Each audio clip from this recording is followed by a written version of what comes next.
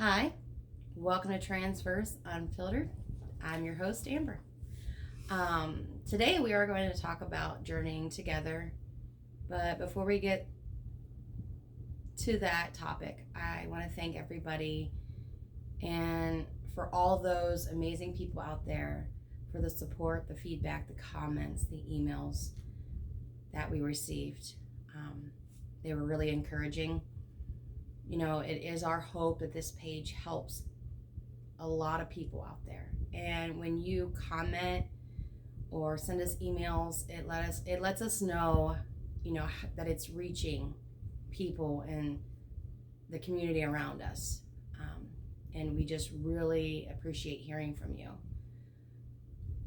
Last week, I talked about the letting go expectations and the picture I had of my spouse, who I thought my spouse was before. And now I want to talk about, falling in love with her all over again. Because that image that I had, she is a different person. I only got to see half of her. I didn't get to see the whole person. And, when you're trans and you're trying to hold that back, they only give you glimpses. I know from talking with my wife, she was brought up, to be a godly, manly man, and so she only gave me tiny glimpses. And when you hold back the type of person that you are, you just, there's no room for happiness and all that. So, I want to talk about all the idiosyncrasies that my wife had. Through all this, going through therapy, we learned, those were all coping mechanisms that she did, and those things drove me crazy. I had no idea that she was this way so that she could avoid her dysphoria, thinking that she could beat this someday. Phoenix was the most serious person I had ever met. I'm talking 30 years of no smiles in pictures and, wanting to do home videos and seeing, everybody else who looked, the married couples that were happy and so engaged and they did everything together and they were just so family oriented. And I desired that. And I, for the life of me, couldn't figure out why my spouse was so unhappy. It kind of makes you question yourself if you don't know what they're going through. Like, is this something that I've done, or because of, what type of person I am? Can I change? And, now going through therapy and looking and reflecting back on all those things, I see now that it was just a lot of her pain. She was a workaholic, always working 3 and 4 jobs at times. She always had a full-time job, and then, she would lead worship in church, and then she had the nonprofit organization where we would go and help the elderly and disabled, fixing little things at their house that they couldn't afford to pay for. And, a lot of times we did that out of our own pocket.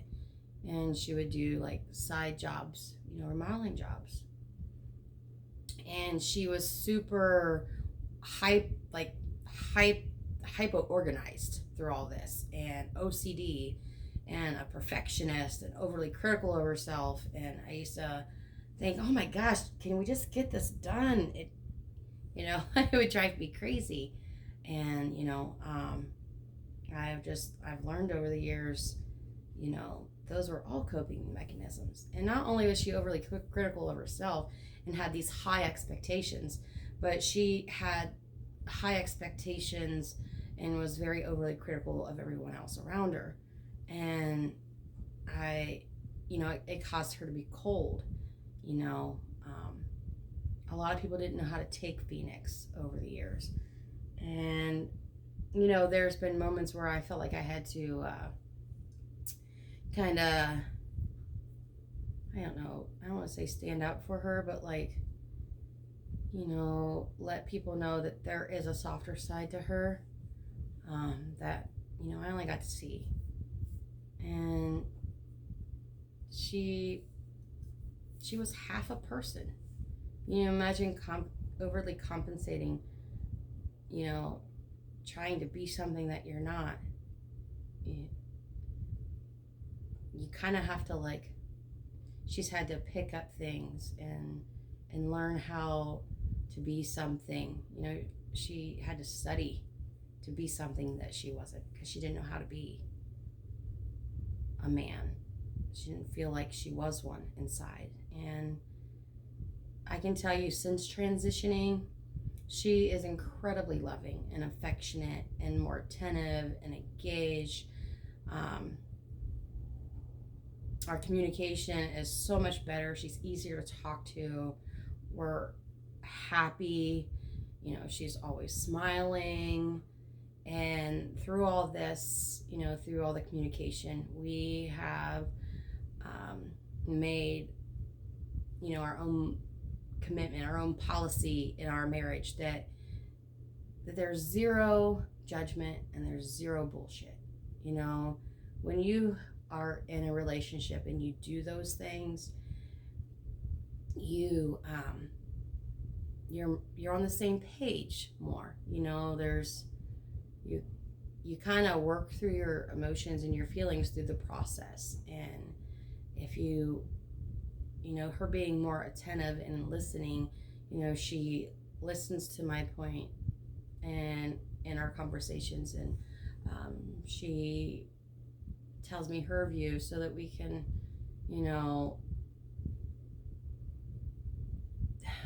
see each other's point of views. And it does help this communication process. I wouldn't trade what I have now for anything. And I, even though we were together for 16 and a half years before I found out, I'm glad it went the way it went. Without all this happening, we wouldn't have our son Jackson. And, it kind of like teaches you how to love more, in this process, before you kind of look at like, you black and white, always looked at, your traditional relationships and how, you're brought up and you're taught. And, now I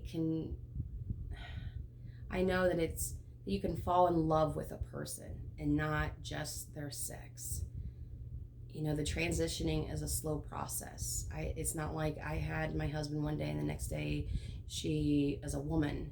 There are steps that you have to take, and it's slow and it's gradual. So as you're learning your person that you're with now and their whole self and falling in love, everything changes slowly, so that attraction comes with it. If you're worried about not being attracted to that person, because I definitely was, because I'm a straight female, and I worried about that a lot. I love this person and I want to give myself to this person, and I wondered, could I still, because not only did I didn't want my heart broke, I didn't want her heart broke over this. And I can tell you that anybody that is going through transitioning with their partner, and you're worried about not being attracted, and you're worried about the world around you and what they think, because that's what we think about the most, is how everybody else looking in views things. I worried about family and how they what they would say, and I'm worried about our friends, and I'm worried about Jackson, when he has other friendships, that their parents are going to say no, they can't come and hang out at our house. Like there's so many things that you think about, and there just comes a time where you just completely stop and say, enough is enough. In my future here, I'm gonna do what it takes so that my wife can be her true authentic self, that she can be a whole person, that I can have my happy marriage, that you see people around you and envy. I wanted that. So it didn't matter who I had to cut out, because if they couldn't accept my wife or they couldn't accept my son, then they weren't accepting me, and there's no room for that. Before, I didn't know how to treat a man per se. You're always taught that the man always has to woo you, and the only thing really a woman can do for a man is feed him. They say a way to a man's heart is through his stomach, and we brought up thinking that way, and letting him have his friends come over and hang out, and then you're there, and like trying to think of gifts as far as like manly gifts. I can tell you that tools are super expensive, so it's not like you can just go and get like a cute top like you can for a girl and it's a great gift. It's hard to shop for a guy. Like, work boots are expensive. and and since this transitioning, I feel like I'm more excited about our dates. Before, I didn't know how to really be spontaneous and plan a date for a guy, but I know how to treat a woman because I'm a woman and I know what I want. So it gets really exciting to pick out an outfit and let her come home and say, hey, I got some plans, go get dressed, we're gonna go. And all the little things that make you happy, there's the surprise dinner or the surprise piece of jewelry or anything like that. When I go shopping, I always had a hard time in the past, what to get Phoenix, and now I don't so much. A lot of things we have some close tastes in clothing and stuff. There are some things, that I like that she doesn't for herself, but overall I get really excited to surprise her in date nights and stuff like that. And I can tell you, through all of this and having new friends and building a new community around us, we have more genuine friendships. You don't have to hide who you are. There's no judgment. You're completely relaxed around people who love you for who you are. And a lot of family can be is bloodline, but not all family. If you go through this and you're worried about your friends and your family, know that you can make a new family.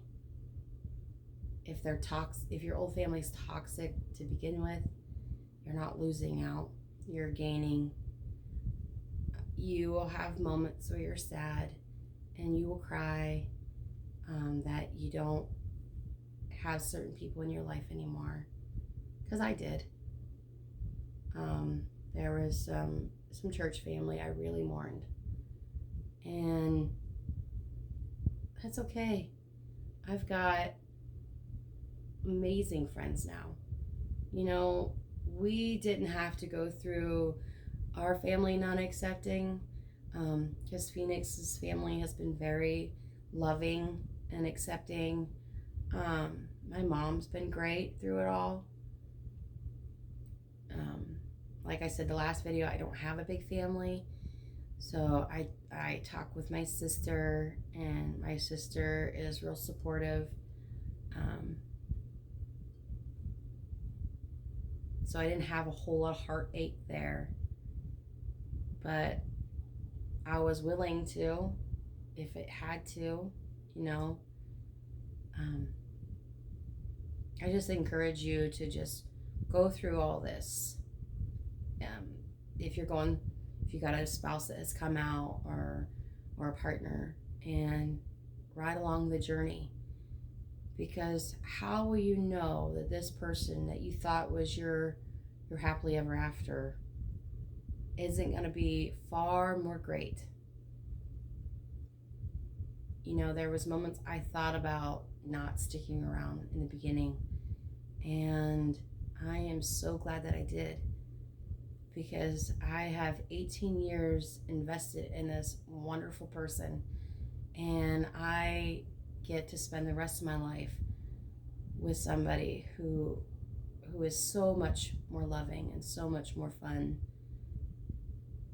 and everything that I didn't have before in our relationship, I have now, and it far exceeds anything that I ever thought it would be. So, you know, I don't have a whole lot more to say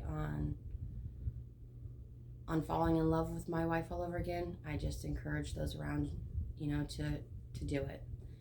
And thanks for watching. Please like, follow, comment, subscribe on our Facebook and YouTube page. If you have any questions, I will answer them on future little episodes. If you have questions and you don't want them aired, let me know and I'll email you back. And that email is transverseunfiltered@gmail.com. From our family to everyone else out there watching, we love you, and we'll see you next time. Thanks.